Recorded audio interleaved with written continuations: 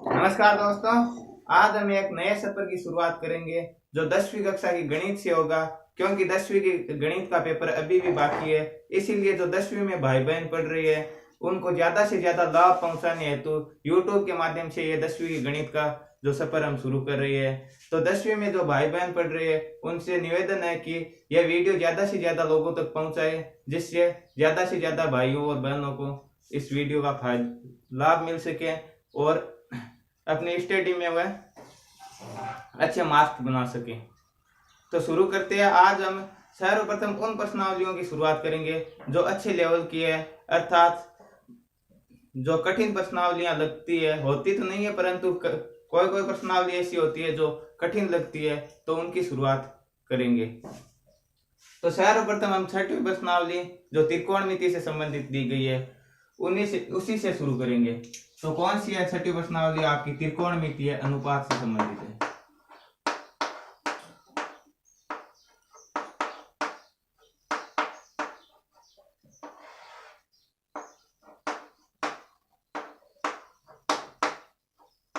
त्रिकोणमिति अनुपात, तो त्रिकोणमिति के बारे में तो आपने 9th क्लास में भी पढ़ा है कि त्रिकोणमिति में एक समकोण त्रिभुज होता है, क्योंकि त्रिकोणमिति का मतलब ही होता है, त्रि का मतलब 3 होता है, कोण और भुजाएं, अर्थात 3 कोण और 3 भुजाओं से जो आकृति बनती है वो तो सभी को पता है कि 3 कोणों और 3 भुजाओं से घिरी बंद आकृति त्रिकोणमिति होती है। परंतु इसमें एक समकोण होता है और एक कोण जो थीटा होता है उसके सामने की भुजा लंब होती है, समकोण के सामने की कर्ण होती है, बाकी शेष भुजा आधार होती है। यह सब हमने 9th क्लास में पढ़ा है।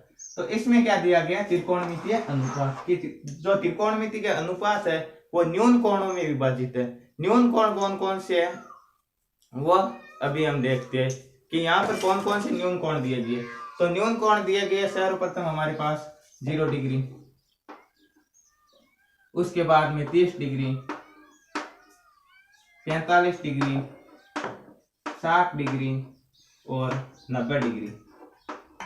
ये 5 प्रकार के जो न्यून कोण दिए गए हैं ये आपकी 10वीं क्लास की किताब में दिए गए हैं। अब जो त्रिकोणमिति के अनुपात है वे कौन कौन से हैं? तो सर्वप्रथम लिखो साइन, कोस, टेन, कोट, सेक और कोसेक। इसे हम साधारण भाषा में त्रिकोणमिति की सारणी बोलते हैं। ठीक है, अब यह सारणी किस प्रकार बनाते हैं इतने दिनों तक आपने याद किया होगा, परंतु अब याद नहीं करना, केवल समझना और समझते ही आप बनाना सीख जाओगे। किस प्रकार? यहाँ पर सबसे छोटा कोण कौन सा है? 0 डिग्री का। तो हमें 0 से संख्या शुरू करनी है और यहाँ 90 पर कितनी 5 संख्याएं उतारनी 0 से शुरू करके। तो 5 संख्याएं कौन सी होगी? सर्वप्रथम 0 हो जाएगा, उसके बाद में 1, 2, 3 और 4, ये 5 संख्याएं हो गई। 1, 2, 3, 4 और 5 हो गए। अब यहाँ पर सबसे बड़ी संख्या कौन सी है? बड़ी संख्या 4। तो सभी के हर में 4 लिख दो। 4/4, 3/4, 2/4, 1/4 और 0/4 उतार दिया। अब इनमें से हम जिन संख्याओं को सरल कर सकते हैं, पहले सरल कर सकते हैं या फिर बाद में भी कर सकते हैं। तो जिन संख्याओं को सरल कर सकते हैं उन्हें सरल कर दो। जैसे 0 में 4 का भाग दे सकते हैं, कितनी बार जाएगा? 0 बार, क्योंकि शून्य में किसी भी संख्या का भाग देते हैं यदि हम, तो उसका उत्तर शून्य ही आएगा। अब 1/4 है, इसे सरल नहीं कर सकते। 2/4 है, इसे 2 से काट सकते हैं, कितनी बार? 1 बार। और 4 को 2 से 2 बार, तो कितना उत्तर आएगा? 1/2। 3/4 नहीं सरल कर सकते, इसे 4 से 1 बार, 4 से 1 बार, कितना उत्तर आएगा? 1। अब इनका वर्गमूल निकाल दो। 0 का वर्गमूल निकालेंगे कितना आएगा? 0 आएगा। 0 में किसी का भाग दो, 0 से किसी को गुणा करो, 0 का वर्गमूल निकालो तो 0 आएगा। परंतु यदि शून्य का हम किसी संख्या में भाग देते, जैसे हर के रूप में शून्य आ जाता है, तो उसका उत्तर आएगा अनंत। वो क्यों आएगा? जो आपने परिमेय संख्याओं में पढ़ा होगा कि जिसे p/q के रूप में लिख सकते हैं, जहां पर q is not equal to 0 लिखा हुआ होता है, अर्थात हर में कोई भी संख्या शून्य नहीं आएगी, क्योंकि यदि हर में शून्य आएगी तो उसका कोई निश्चित मान नहीं आएगा, तो वो अनंत होगी। और यदि हम शून्य का उल्टा करेंगे तो भी अनंत आएगा। ठीक है, तो 0 का वर्गमूल 0 ही आएगा। यहाँ पर लिख लेते थोड़ा ऊपर साइन, तो 0 आ गया। 1/4 है, इसका वर्गमूल निकाल दो। तो 1 का वर्गमूल 1 और 4 का वर्गमूल 2, तो 37 का मान कितना आएगा 1/2। इसका भी वर्गमूल निकाल दो। 1 का वर्गमूल 1, 2 का हम वर्गमूल नहीं निकाल सकते तो वर्गमूल का निशान लगा, अर्थात हम कह सकते हैं √2, √2 जिसे बोलते हैं। ठीक है, 3/4 का वर्गमूल निकाल लो, तो 3 का नहीं लिख देगा तो कितना होगा √3/4 का वर्गमूल 2 और 1 का वर्गमूल 1। यह आ गया आपके पास साइन का मान। अब बात करेंगे हम कोस की। कोस का मान किस प्रकार निकालें? जो साइन का मान आया उसे इस तरफ से लिखना प्रारंभ कर दो। जैसे पहले 1, उसके बाद में √3/2 लिख दो। 1 हो गया, √3/2 हो गया, उसके बाद में 1/√2 हो गया, 1/2 हो गया और 0 हो गया। ठीक है, उसके बाद में बात करेंगे हम tan की। tan की बात करेंगे तो tan के लिए हमें एक सूत्र याद रखना अनिवार्य है। वो सूत्र कौन सा होगा? इधर साइड में लिख लो आप। tan थीटा बराबर क्या होता है? sin थीटा बटा cos थीटा। अर्थात यदि हम साइन में cos का भाग देंगे तो tan का मान हमारे पास आ जाएगा। तो साइन में cos का भाग देना है तो सर्वप्रथम 0 में 1 का भाग देना है। तो 0 में 1 का भाग देंगे तो कितना आएगा? 0 में किसी भी संख्या का भाग देंगे तो 0 ही आएगा, ये तो आपको पता है। अब बात करेंगे 1/2 है और √3/2 है, इनमें भाग देना। ठीक है, यहीं से काट कर सरल कर दो। इस 2 से इस 2 को काट दिया, ये कैंसिल, तो यहाँ पर कितना बच गया? 1 बच गया और यहाँ पर √3 बच गया, तो 1/√3 आ गया। ठीक है, अब बात करेंगे हम इसकी। तो यहाँ पर 1/√2 है और यहाँ पर भी 1/√2 है। यदि समान संख्या में, यदि एक संख्या में उसी संख्या का भाग देते हैं तो उत्तर कितना आता है? 1 आता है। तो इससे ये पूरा कैंसिल होता है, तो उत्तर कितना आएगा? 1। ठीक है, अब यहाँ पर इस 2 से इस 2 को काट सकते हैं तो हमारे पास शेष कौन सा होता है? √3 बचता है और नीचे 1 बचता है। तो हर में 1 लिखने की आवश्यकता नहीं है, क्योंकि 1 का किसी भी संख्या में भाग देते हैं तो वही संख्या उत्तर में प्राप्त होती है। अब यहाँ पर आ गया 0, तो 0 का किसी भी संख्या में भाग देते हैं तो क्या आता है? अनंत दर्शाता है। ठीक है, क्योंकि किसी भी संख्या का हर 0 नहीं हो सकता। q is not equal to 0। अब बात करेंगे हम कोट की। कोट में क्या करना है? वही जो कोस में नियम अपनाया था। कोस में साइन का उल्ट इधर से लिखा था, अब कोट में tan को इधर से लिख दो। कौन सा होगा? अनंत √3 1/√3 और 0। अब बात करेंगे हम सेक और कोसेक।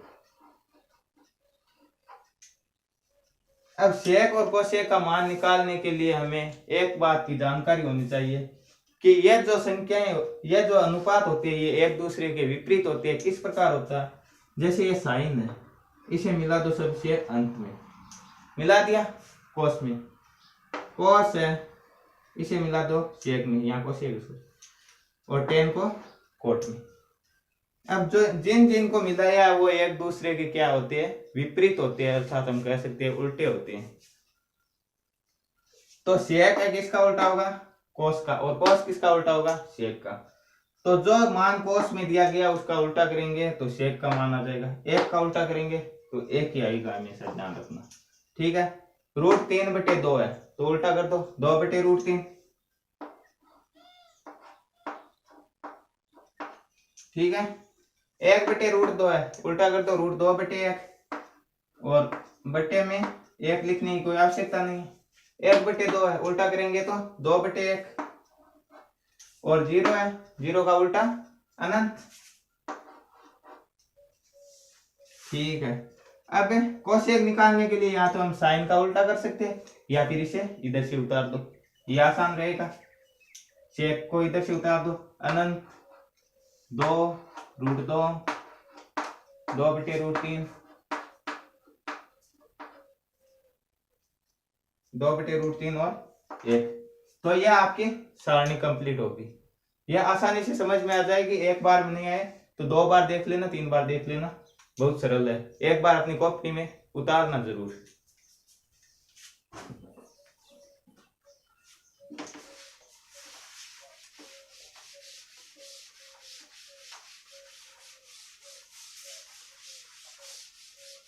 अब हम क्या करेंगे, जो आपकी किताब में प्रश्न दिए गए वो प्रश्न हल करेंगे। ठीक है, आपकी किताब में 2 या 3 प्रकार के प्रश्न दिए गए हैं, वो सभी में से एक एक प्रश्न हल करेंगे। और उसके बाद में आपको ये प्रश्न सभी मिलाने हैं, और जो प्रश्न आप नहीं कर पाओ उसे कमेंट बॉक्स में जरूर बताएं, ताकि अगले वीडियो में पहले उन क्वेश्चनों की चर्चा करेंगे जो आपसे हल नहीं हुआ है, और उसके बाद में आगे का टॉपिक शुरू करेंगे। ठीक है, और इसका मतलब ये नहीं है कि मात्र हम 1-2 प्रश्नावलियां ही करवाएंगे। जैसे आपने सोचा कि त्रिकोणमिति से शुरू किया तो त्रिकोणमिति ही करवाएंगे, नहीं, क्योंकि हमारे पास समय कम है, इसीलिए जो लेवल की प्रश्नावलियां उसे पहले करेंगे, और यदि हमारे पास समय और शेष रहा तो हम धीरे धीरे सभी प्रश्नावलियां कंप्लीट करेंगे। तो आप क्वेश्चन करेंगे। तो पहला क्वेश्चन कौन सा है, पूरी जो आपकी छठी प्रश्नावली है इसी सारणी पर आधारित है। तो जब आप इसके सभी प्रश्न हल कर दोगे तो आपको आधी से ज्यादा सारणी अपने आप याद हो जाएगी, ये मेरा दावा है। तो पहला क्वेश्चन कौन सा है, पहले क्वेश्चन में यहां पर दिया गया है 2 sin 45 और cos 45। प्रश्न दिया गया 2 sin 45 और cos 45 डिग्री। तो हमें क्या करना, sin 45 डिग्री और cos 45 डिग्री का मान सारणी से उतारना और उत्तर आ जाएगा। किस प्रकार, जैसे देखो यहाँ 2 है, जहां पर कोई निशान नहीं दिया गया वहां अपने आप गुणा का निशान लगा लेना। ठीक है, sin 45 डिग्री का मान कितना होता है, sin 45 डिग्री का तो अभी आपने बताया था कि 1/√2 होता है, तो 1/√2 इंटू cos 45 का वो भी 1/√2 होता है। बस, तो अब इन्हें सरल कर दो। किस प्रकार करेंगे, 2 को 1 से गुणा किया 2, और 2 को 1 से गुणा किया 2 बटे √2 को √2 से गुणा करेंगे। यदि 2 संख्याएं एक जैसी है और दोनों गुणा में है और दोनों के वर्गमूल का निशान है तो उनका वर्गमूल का निशान हट जाएगा, क्योंकि यदि वर्गमूल की संख्या का हम स्क्वायर करते हैं तो उसका वर्गमूल का निशान हट जाएगा। ठीक है, तो √2 को √2 से गुणा करेंगे तो या तो हमारे पास आएगा √4, और 4 का वर्गमूल हमेशा होता है 2, या फिर इसका सीधा ही हम रूट हटा सकते हैं। ठीक है, तो 2/2, 2 से 2 को काटेंगे तो कितना आएगा 1, तो इसका उत्तर आएगा 1। इसी प्रकार हम किसी भी क्वेश्चन को हल कर सकते हैं। ठीक है, इसके अलावा एक इसमें थोड़ा बड़ा क्वेश्चन देख लेते हैं। जैसे 5वां क्वेश्चन आपका, 5वां क्वेश्चन कौन सा है, 5वां क्वेश्चन है 5 cos 60 degree plus 4 sin square 30 degree minus tan square 45 degree. कितना है, 5 cos square 60 degree plus 4 sin square 30 degree होगा, 30 degree minus tan square 45 degree बटे sin square 30 plus cos square 45, sin square 30 plus cos square 45। ठीक है, अब इस question को किस प्रकार करेंगे, वही नियम होगा हमारा जो हमने पहला किया था। cos स्क्वायर 60 है तो 5 है, तो 5 के गुणा में लिखेंगे। cos 60 का मान कितना होता है, √3 बटे cos 60 का मान होता है 1/2। सारणी में देख लेना कंफ्यूज हो तो। स्क्वायर दिया गया तो स्क्वायर लगा लो। sin स्क्वायर 30 है तो 4 गुणा sin 30 का मान कितना होता है 1/2 होता है, माइनस tan स्क्वायर 45, tan 45 का मान होता है 1 बटे sin स्क्वायर 30 है तो sin 30 का मान होता है 1/2, तो 1/2 का स्क्वायर प्लस cos स्क्वायर 45 है तो 1/√2 का स्क्वायर। ये सभी मान सारणी के हैं। ठीक है, अब इन्हें सरल कर दो। किस प्रकार करेंगे, या ऊपर करके देख लेते। देखो 5 है, 1 का स्क्वायर 1 होता है और 2 का स्क्वायर 4 होता है, प्लस 4 इंटू एक का स्क्वायर एक और दो का स्क्वायर चार माइनस के एक का स्क्वायर एक बटे एक का स्क्वायर एक दो का चार प्लस एक का स्क्वायर एक।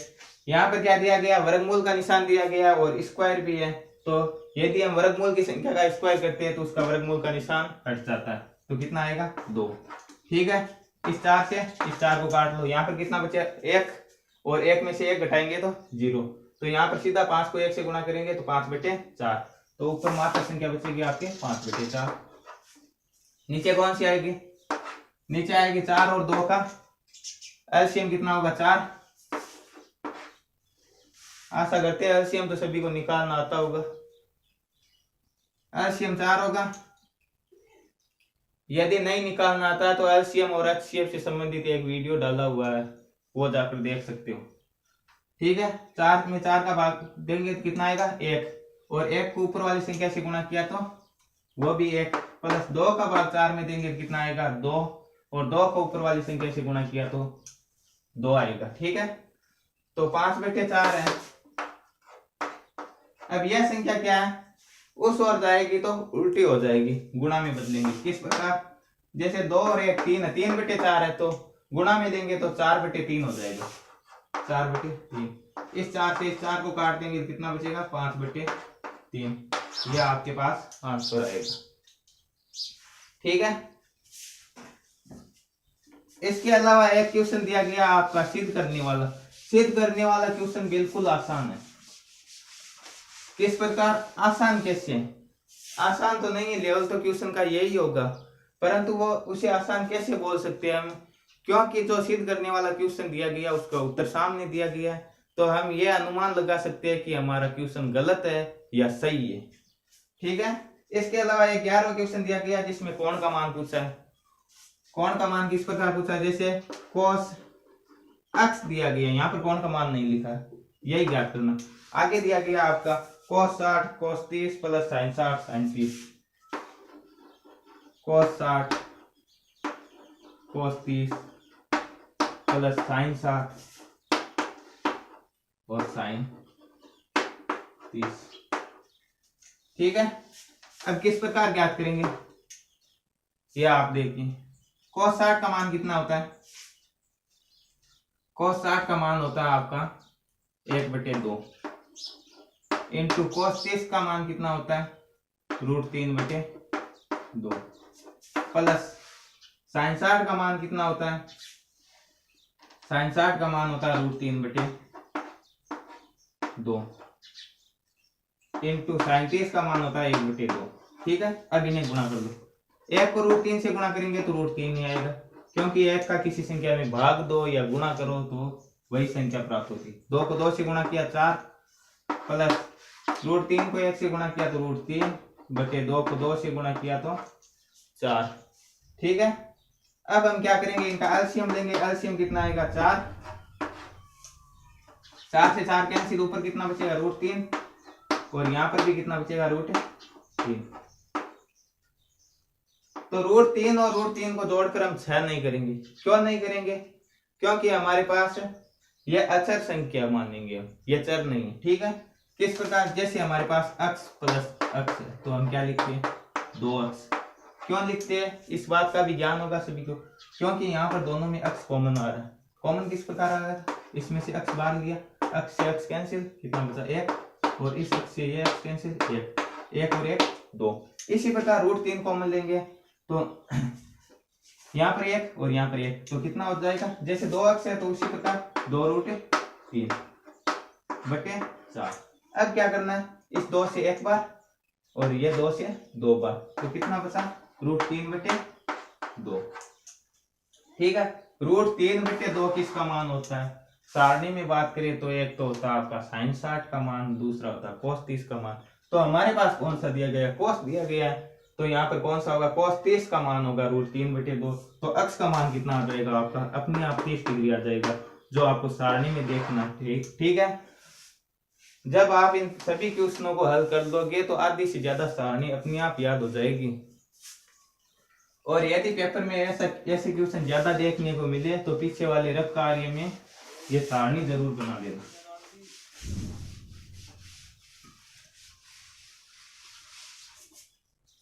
ठीक है।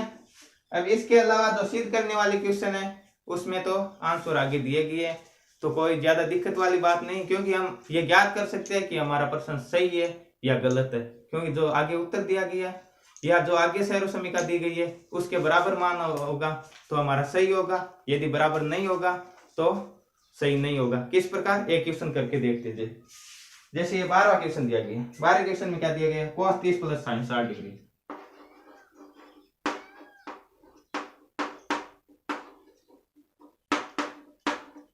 cos 30 डिग्री और sin 60 डिग्री दी गई, ठीक है, बटे 1 प्लस cos 60 डिग्री और sin 30 degree, 1 plus cos 60 degree plus sin 30 degree दिया गया, ठीक है, इतना दिया गया है।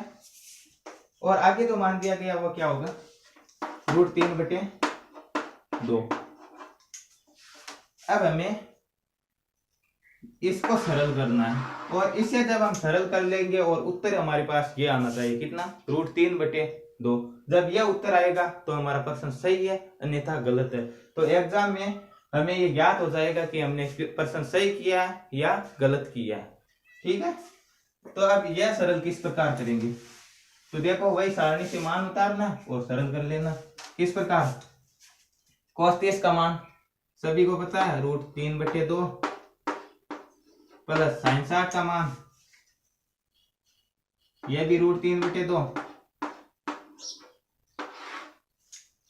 बटे 1 प्लस cos 60 का मान कितना होगा, 1/2 प्लस sin 30 का मान भी होगा 1/2, ठीक है। इतना हमारे पास डाटा है।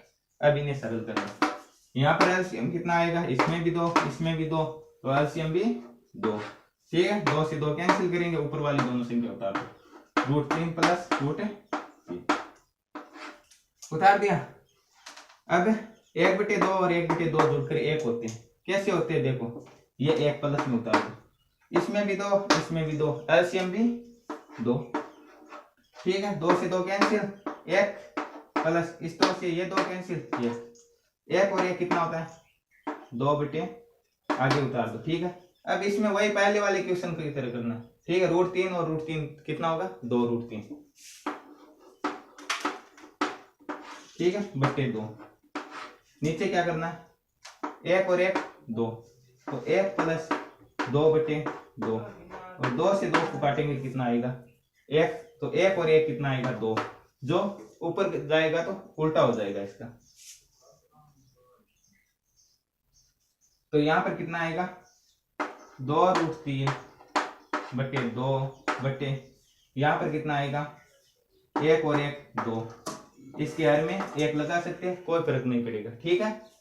इसे इससे काटेंगे तो 1 आ जाएगा। अब ये क्या करेंगे, ऊपर जाएगा तो उल्टा हो जाएगा। उल्टा किस प्रकार होगा, जैसे 2√3 है बटे 2 है, इसे गुणा में बदलेंगे तो यहाँ 2/1 है, तो उल्टा हो जाएगा 1/2, ठीक है। इस 2 से ये 2 काट दो, कितना बचा, √3/2,